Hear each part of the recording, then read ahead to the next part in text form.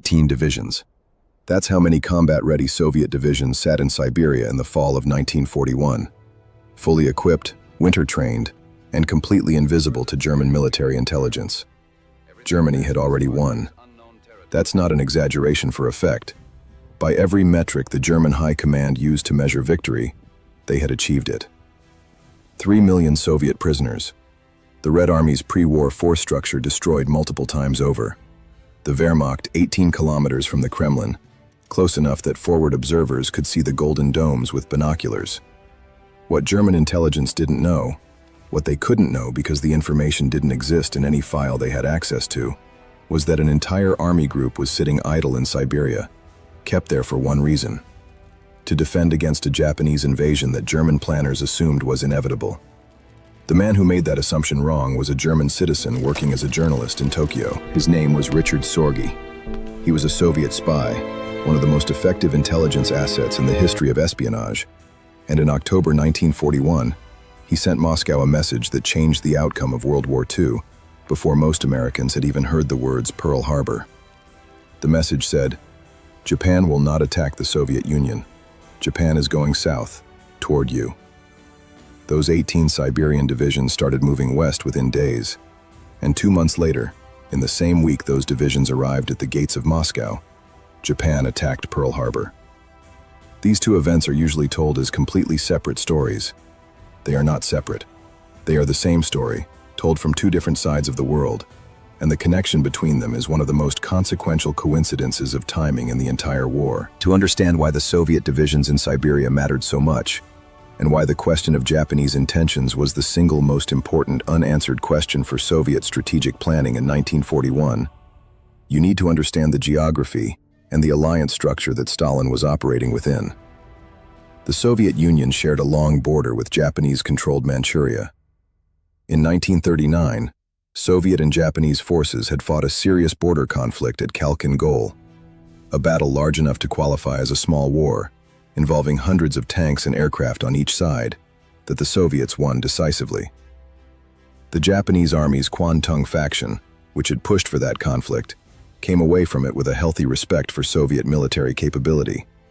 But the broader strategic question of whether Japan would eventually move north against Soviet Siberia or south against the British, French, and Dutch colonial possessions in Southeast Asia remained genuinely open. For Stalin, in the summer and fall of 1941, that question was existential. Germany was a confirmed, active threat. Barbarossa had begun in June, and by autumn German forces were approaching Moscow. If Japan chose this moment to attack from the east, the Soviet Union would face a two-front war against the two most capable military powers in the world simultaneously, with its capital already under direct threat. The divisions in Siberia, well-equipped, cold-weather trained, and among the most combat-capable formations the Soviet Union possessed, were the insurance policy against that scenario. Moving them to the Western Front to fight Germany meant betting that Japan would not attack. If that bet was wrong, the Soviet Union could lose on both fronts simultaneously.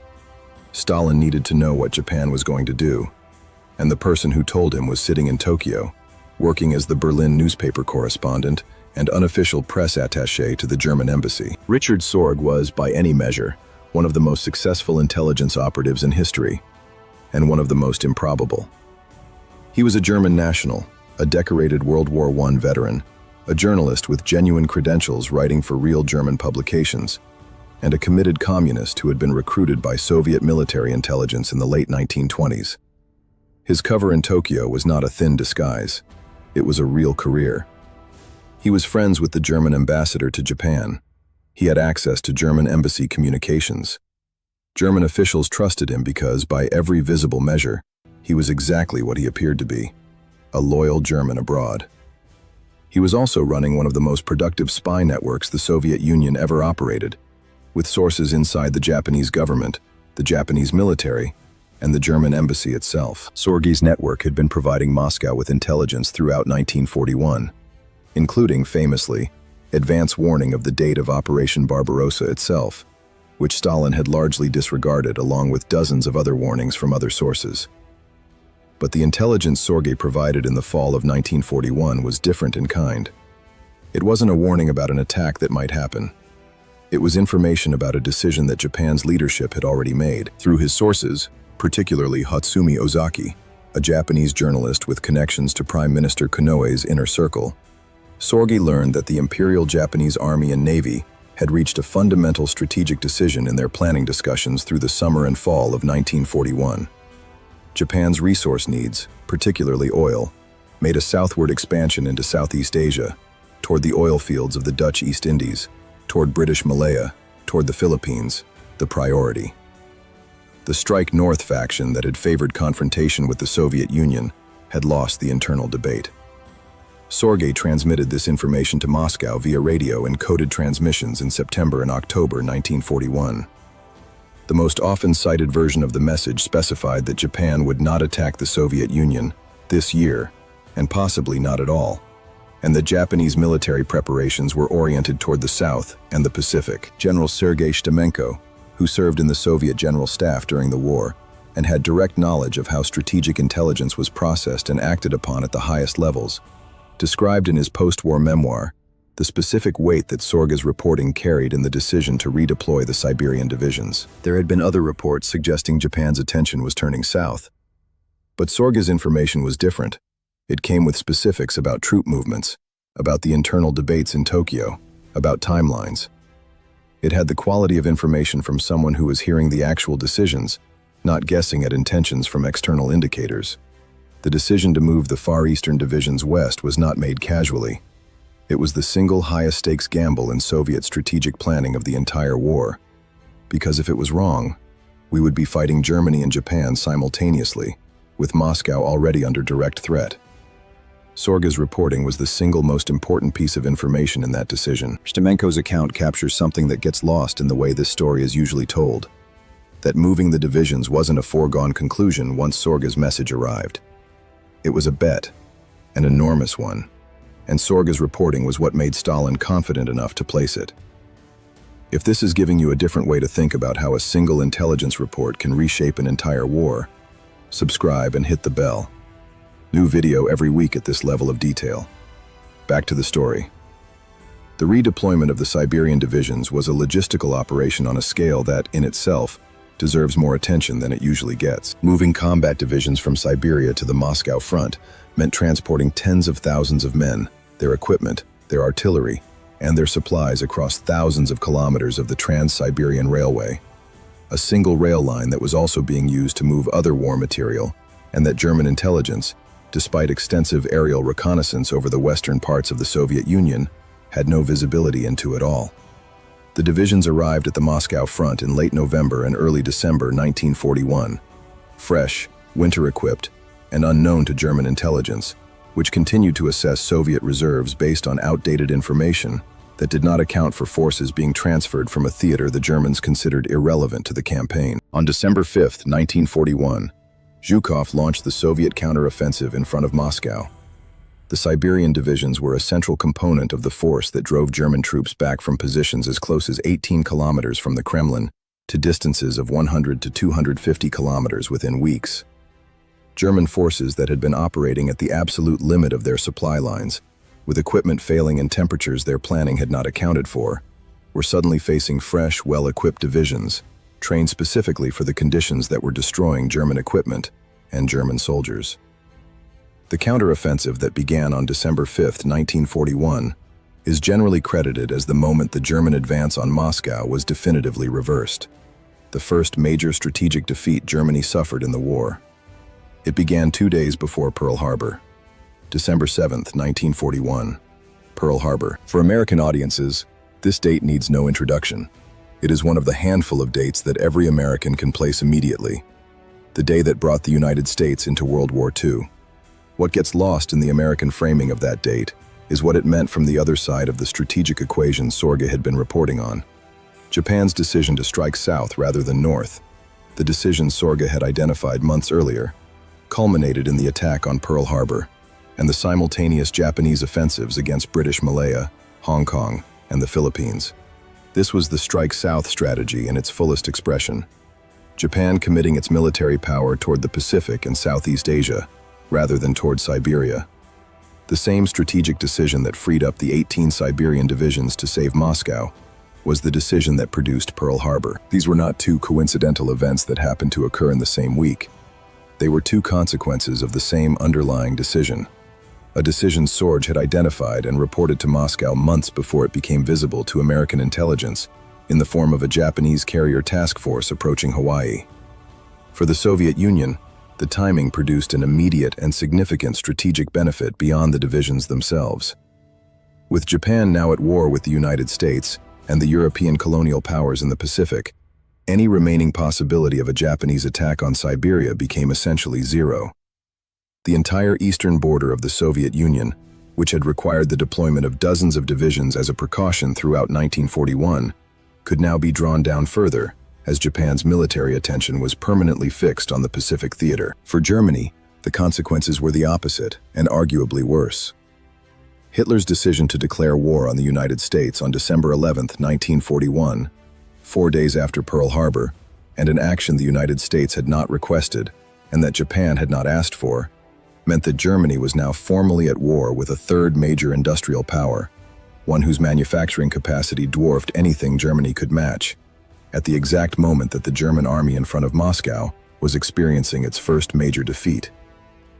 In the span of roughly 1 week in early December 1941, the strategic picture for Germany transformed from "we have nearly won in the East" to "we have suffered our first major reversal in the East, and we are now formally at war with the United States." Soviet Marshal Georgy Zhukov, who commanded the Moscow counteroffensive and who had direct knowledge of the intelligence picture that informed Soviet strategic decisions in late 1941, addressed the relationship between the Siberian divisions and the broader strategic picture in his memoirs with a directness that historians have found significant. "We could not have conducted the counteroffensive with the forces available on the Moscow front alone. The divisions from the Far East were not a marginal addition. They were a substantial portion of the force that made the counteroffensive possible. And the information that allowed the State Defense Committee to make the decision to move those forces, to take that risk with our eastern defenses, came from intelligence about Japanese intentions that proved to be accurate. Had that information been wrong, or had it not arrived when it did, the history of the war might have been very different." Zhukov's account, written decades after the war and after Sorge's story had become more widely known in the Soviet Union, reflects a recognition that the connection between intelligence from Tokyo and the outcome at Moscow was not incidental. It was foundational. For American audiences, the connection between Sorge's intelligence and Pearl Harbor raises a question that deserves direct treatment. If Soviet intelligence knew, in October 1941, that Japan had decided to strike south rather than north, did American intelligence have access to similar information? The answer is complicated, and it's part of why this story matters for understanding December 1941 from an American perspective. American codebreakers had made significant progress against Japanese diplomatic codes by late 1941. The magic intercepts provided substantial insight into Japanese diplomatic communications. What magic did not provide, in the days immediately before December 7th, was specific operational intelligence about the location and intentions of the Japanese carrier task force that was, at that moment, crossing the Pacific toward Hawaii. The broader strategic picture, that Japan was oriented towards southward expansion, that war with the Western powers in the Pacific was becoming increasingly likely, was visible to American analysts in late 1941 in ways that paralleled what Sorge had reported to Moscow weeks earlier. The specific failure at Pearl Harbor was not a failure to understand Japan's general strategic direction. It was a failure to anticipate the specific operational choice, a carrier strike on the Pacific Fleet at Pearl Harbor itself, within that broader direction. In other words, the same strategic shift that Sorge identified and that freed the Siberian divisions to save Moscow was, in its broad outlines, visible to multiple intelligence services in the fall of 1941. What separated Moscow's response from Washington's was not access to the big picture. It was the specificity of the warning and, in Moscow's case, Stalin's willingness, in this one instance, to act decisively on intelligence that he had ignored in other instances just months earlier, when it came to Barbarossa itself. Richard Sorge was arrested by Japanese police in October 1941, almost immediately after sending the intelligence that would prove so consequential. His network had been under surveillance, and the Japanese authorities, who had been investigating Ozaki and others in his circle, closed in within weeks of his final critical transmissions. He was tried, convicted of espionage, and executed by hanging in November 1944. 3 years after his most important reporting had already changed the course of the war on 2 fronts simultaneously. The Soviet Union did not publicly acknowledge Sorge as one of their own for decades after the war, a silence that reflected both the sensitivity of intelligence operations and, perhaps, an unwillingness to highlight how much the defense of Moscow had depended on information from a single source in Tokyo. What the story of Sorge, the Siberian divisions, and Pearl Harbor demonstrates is something that the way these events are typically taught, as separate national histories, the Soviet story of Moscow's defense and the American story of Pearl Harbor, obscures. That World War II was, from its earliest stages, a genuinely global conflict in which decisions made in one theater had immediate and decisive consequences in theaters thousands of miles away. The same Japanese strategic decision, to go south rather than north, simultaneously saved Moscow and brought the United States into the war. Neither outcome was the intended target of that decision. Japan's leadership was thinking about oil, about resources, about the colonial possessions of European powers already fighting for survival in Europe. They were not thinking about how their choice would affect the German army's position outside Moscow. But it did, decisively. For American viewers, the lesson is this. December 1941 is remembered as the month America entered the war. It deserves to be remembered also as the month that a single intelligence report from Tokyo, acted upon by a different country for entirely different reasons, helped determine that there would still be a Soviet Union for America's future ally to be when that alliance became necessary. The war was global before America joined it. Sorge's message is the proof.